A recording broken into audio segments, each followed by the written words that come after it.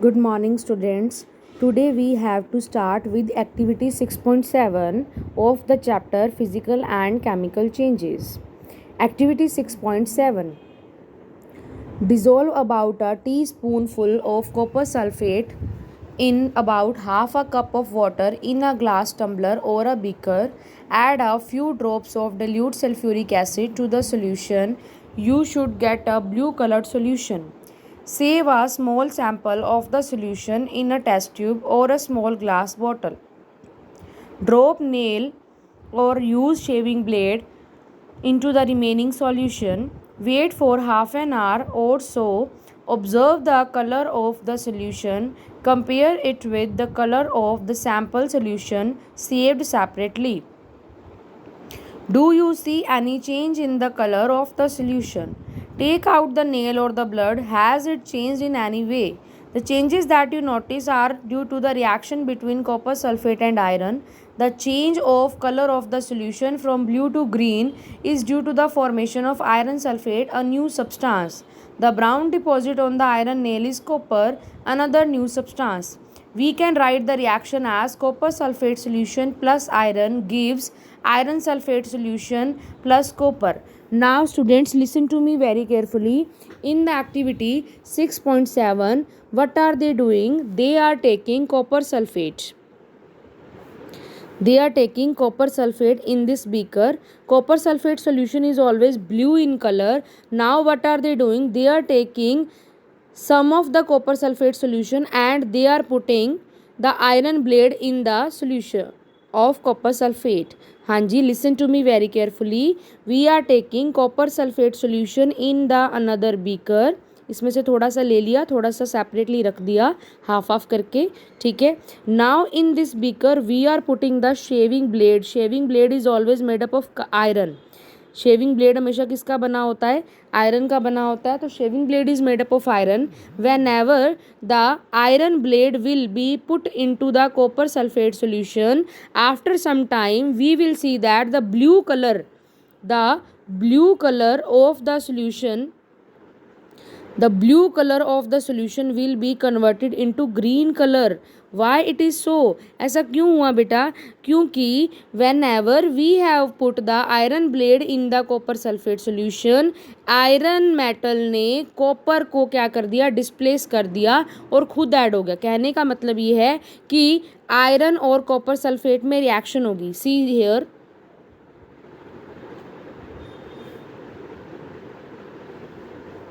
see here in this reaction that what happening, copper sulfate solution that is blue in color which is reacting with iron.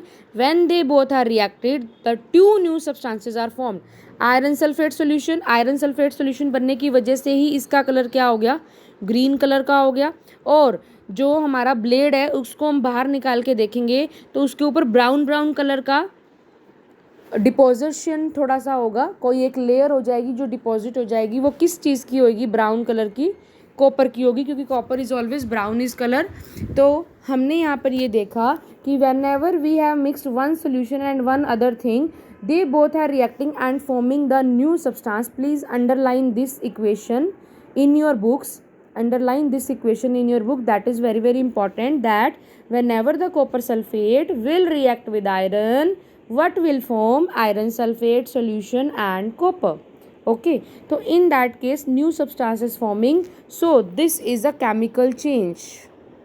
This is a chemical change because in the definition of chemical change we have read about that whenever the new substance formed during a change will be known as chemical change. Okay, so it will be considered a chemical change. Now come to the next topic.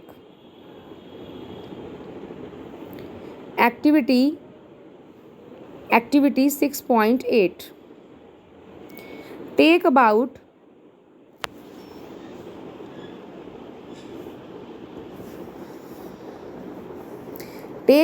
a teaspoonful of vinegar in a test tube. Add a pinch of baking soda to it. अब इन्होंने क्या किया? एक टीस्पूनफुल vinegar लिया test tube में, उसमें डाला baking soda. You would hear a hissing sound and see bubble of a gas coming out. Pass this gas through the freshly prepared lime water. हाँ जी, अब अपने को पता होना चाहिए ये सब चीज़ें होती क्या हैं। जब अपने ने विनेगर लिया, लिसन, विनेगर में मैंने क्या पुट किया, बेकिंग सोडा पुट किया। बेटा जो विनेगर होता है ना, विनेगर में हमेशा एसिड होता है। कौन सा एसिड, देखो यहाँ पर रिटन है, विनेगर में हमेशा एसिटिक एसिड होता है। फिर आ गया बेकिंग सोडा, बेकिंग सोडा होता है sodium hydrogen carbonate. When they both are reacting together, तो इसमें एक हीजिंग साउंड आया और बबल्स बने। बबल हमेशा किसका बनता है, गैस का बनता है। तो which gas will produce, carbon dioxide gas will produce. What question will come, question ये आएगा कि when ever vinegar is reacting with baking soda which gas will be produced, so you will say carbon dioxide, CO2 will produce। Bubble और हीजिंग sound किसका आ रहा है, CO2 gas का आ रहा है, क्योंकि जब भी कोई एसिड किसी भी बेकिंग सोडा से रिएक्शन करेगा तो कार्बन डाइऑक्साइड गैस प्रोड्यूस होगी। तो अब यहाँ पर भी न्यू सब्सटेंस बन रहा है, न्यू सब्सटेंस बन रहा है, तो it is a chemical change, it is also a chemical change. ये भी केमिकल चेंज में कंसीडर होगा क्योंकि इसमें भी न्यू सब्सटेंस फॉर्म हो रहा है। Okay, so these all are the examples of just, these all are the example of the chemical change that we have discussed now। please underline this reaction also, that is also important। इसको भी अपनी book में underline कर लेना कि when the vinegar acetic acid will react with baking soda, carbon dioxide gas will produce. उसके साथ साथ अदर सब्सटेंसेस भी बनते हैं, बट मेन बात यह है कि कार्बन डाइऑक्साइड। अब इसमें सेकंड चीज़ क्या है, सेकंड चीज़ इसने देखो यहाँ पर क्या राइट करी थी, सेकंड चीज़ इसने बोली थी कि the gas when pass through lime water. अब ये जो गैस बनी, कौन सी gas, CO2। When this gas will pass through lime water, what happen. अब इसको आगे देखते हैं कि what will happen when the gas CO2 will pass through the lime water। now come to the next page। now see here in the figure 6.5, in this test tube the reaction is occurring, vinegar और baking soda, उससे कौन सी gas निकली है, carbon dioxide. ये carbon dioxide gas इस pipe से दूसरे में आ रही है, दूसरी टेस्ट ट्यूब में। दूसरी टेस्ट ट्यूब में क्या है, लाइम वाटर है। लाइम वाटर कार्बन डाइऑक्साइड मिल रहे हैं। अब कार्बन डाइऑक्साइड की रिएक्शन किससे हो रही है, लाइम वाटर से। और लाइम वाटर होता क्या है, CaOH ट्वाइस। आप इसका नेम राइट कर सकते हो, लाइम वाटर का नेम होता है calcium hydroxide. You can write it in your notebook, अपनी बुक में मेंशन कर लीजिए कि लाइम वाटर का केमिकल नेम होता है कैल्शियम हाइड्रोक्साइड, जिसका फॉर्मूला गिवन है आपको यहाँ पर, CaOH twice.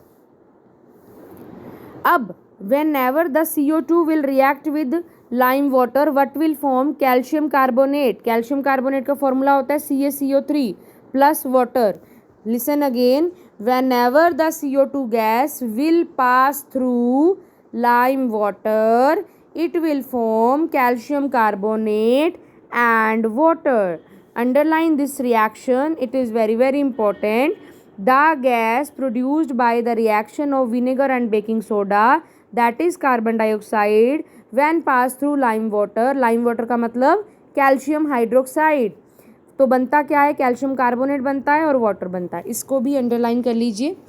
when the carbon dioxide gas is passed through lime water, calcium carbonate is formed which make the lime water milky। ये चीज़ भी बहुत इंपॉर्टेंट है कि जो लाइम वाटर का जो पहले सॉल्यूशन था ना, वो ट्रांसपेरेंट था। ये जो लाइम वाटर का सॉल्यूशन था वो पहले क्या था, ट्रांसपेरेंट था। जब इसमें कैल्शियम कार्बोनेट की फॉर्मेशन हुई, जैसे ही इसमें कैल्शियम कार्बोनेट बना, इसका कलर कैसा हो गया, मिल्की कलर हो गया। कैसा कलर हो गया इसका, मिल्की कलर हो गया। मिल्की कलर क्यों हुआ, because of the formation of calcium carbonate, क्योंकि कैल्शियम कार्बोनेट बना इसीलिए इसका कलर कैसा हो गया, मिल्की कलर हो गया। ठीक है, the turning of lime water into milky is a standard test of carbon dioxide gas. जैसे इसका कलर मिल्की हो गया तो वी कैन प्रूव कि this gas is carbon dioxide gas. You will use it in chapter 10 to show the air we breathe out is carbon dioxide। हाँ जी, we know that air we breathe in that is oxygen, air we breathe out that is carbon dioxide। तो बेटा आपको सभी activity समझ आ गई। Activity 6.6, activity 6.7 और activity 6.8 तीनों में ही हमने कुछ सब्सटेंसेस लिए, उनकी रिएक्शन करवाई, जैसे ही उनकी रिएक्शन करवाई उनमें न्यू सब्सटेंस बने। अब जो न्यू सब्सटेंस बने तो वो कौन सा चेंज होता है? Chemical change. So let us read about that also.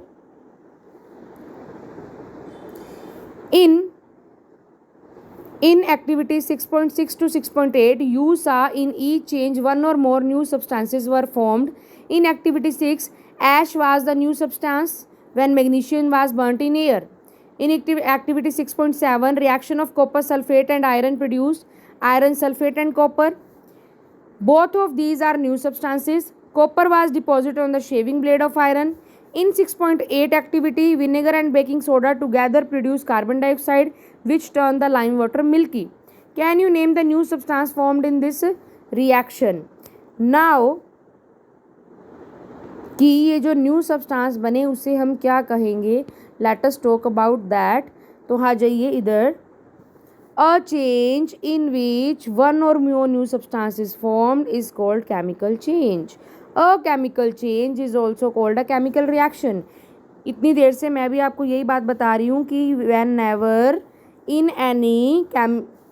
any change new substance will form. Simple सी बात है, फिजिकल चेंज में न्यू सब्सटेंस नहीं बनता पर केमिकल चेंज में न्यू सब्सटेंस बनता है। Whenever the new substance will form, the change will be called chemical change. अगर मैं आपको बोलूँ कि how will you differentiate the physical and chemical change, तो it is very easy for you. You can say, ma'am, in the physical change no new substance is formed, but in the chemical change new substance is formed. Okay beta? Chemical change are very important in our life. No new substances are formed as a result of chemical change. For example, digestion of food in our body, ripening of fruit, fermentation of grapes happen due to the series of chemical change. Underline कर लीजिए, इसको भी underline कर लो अपनी book में और इसको भी अंडरलाइन कर लीजिए। केमिकल चेंज के नेचुरल एग्जाम्पल है digestion of food is a chemical change जो हमारी बॉडी में होता है। रिपनिंग ऑफ फ्रूट, फ्रूट का पकना भी एक केमिकल चेंज है। फर्मेंटेशन ऑफ ग्रेप्स, ये भी एक केमिकल चेंज है। A medicine is the end product of the chain of chemical reaction. जितनी भी मेडिसिन बनाई जाती हैं वो सारी केमिकल चेंजेस की वजह से बनती हैं। New material such as plastic, detergent are produced by chemical reaction. Today we use plastic very much. Plastic का बहुत ज़्यादा हम यूज़ करते हैं, वो किसकी हेल्प से बनता है? केमिकल चेंज की हेल्प से। डिटर्जेंट, सोप हम यूज़ करते हैं, that is also made by the chemical change. Indeed, every new material is discovered by studying chemical changes. We have seen that one or more new substances are produced in a chemical change. In addition to new products, the following may accompany a chemical change. अब वो कह रहा है कि जब कोई chemical change होता है तो उसके साथ साथ क्या होता है? न्यू सब्सटेंस बनता है। न्यू सब्सटेंस के साथ साथ क्या बनता है? हीट, लाइट और एनी अदर रेडिएशन में बी गिवन ऑफ और एब्जॉर्ब्ड। जब भी कोई केमिकल रिएक्शन होती है तो उसमें या तो हीट इवॉल्व होती है, मतलब बाहर निकलती है, या फिर हीट एब्जॉर्ब भी हो सकती है, हीट देनी भी पड़ सकती है। किसी बार केमिकल रिएक्शन को करने के लिए हीट देनी भी पड़ सकती है और हीट निकल भी सकती है। It can be evolve as well as it can be given. Sound में बी प्रोड्यूस्ड, साउंड भी निकलता है। जैसे अभी अपने पीछे बात करी कि कार्बन डाइऑक्साइड गैस निकली तो हीजिंग साउंड आया। A change in the smell में टेक प्लेस, न्यू स्मेल में बी गिवन ऑफ। जब भी कोई केमिकल चेंज होता है, केमिकल रिएक्शन होती है तो टेस्ट में और स्मेल में भी चेंज आ सकता है। स्पेशली जब क्लोरीन गैस की रिएक्शन होती है तो बहुत गंदी स्मेल आती है। कलर कैन चेंज, कलर कैसे चेंज हो सकता है? पीछे देखा था कि कॉपर सल्फेट सॉल्यूशन में जब आयरन नेल डाला तो उसका कलर ग्रीन हो गया। तो केमिकल रिएक्शन में कलर भी चेंज हो सकता है, साउंड भी चेंज हो सकता है, स्मेल भी चेंज हो सकती है। हीट कैन बी गिवन और इट कैन बी एब्जॉर्ब और it can be evolve also. A gas may be form, जैसे कि CO2 गैस निकली थी पीछे। Okay, let us to get some example. You saw that burning of magnesium ribbon is a chemical change. Burning of coal, wood or leaf is also a chemical change. In fact, burning of any substance is a chemical change. It is very very important कि कोई भी चीज़ अगर burn होगी मतलब उसमें chemical change ही होगा, physical change नहीं होगा। कि burning of any substance is a chemical change, it is very very important, underline करो इसको। Burning is always accompanied by production of heat. जब भी कोई सब्सटेंस बर्न होता है तो इसमें हीट बनती ही बनती है, हीट इवॉल्व होती है। आपने देखा है कि अपने कोल को वुड को बर्न करते हैं, लीव्स को बर्न करते हैं, तो धुआं निकलता है ना, वो हीट ही तो है. Okay students, today we will do only this much topic. Today we have read about the chemical changes. In the chemical changes always new substances formed, but in the physical changes no new substance will be formed. So you have to read the chapter again which we have discussed till that only. Okay, and if you have any kind of doubt, so you can ask to me in the tomorrow's live class. Thank you so much. Have a nice day.